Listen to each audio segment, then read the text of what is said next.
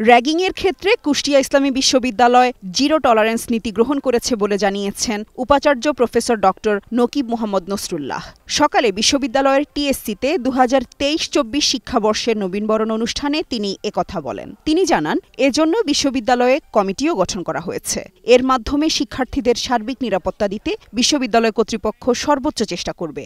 নবীনবরণ উদযাপন কমিটির আহ্বায়ক ডক্টর মোহাম্মদ ওবায়দুল ইসলামের সভাপতিত্বে অনুষ্ঠানে বিশেষ অতিথি ছিলেন উপাচার্য professor doctor Mohammad Yakub Ali, treasurer professor doctor Mohammad Jahangir Alam. এ সময় শিক্ষার্থীরা র্যাগিং বন্ধ সহ সব ধরনের নিরাপত্তার দাবি জানায়।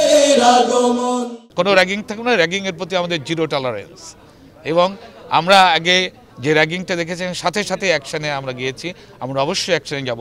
আমাদের এখানে র্যাগিংয়ের জন্য প্রতিরোধের জন্য কমিটি আছে এবং র্যাগিং বিষয়ে আমাদের অনেক জায়গায় আমাদের পোস্টারও আছে র্যাগিং বিষয়ে।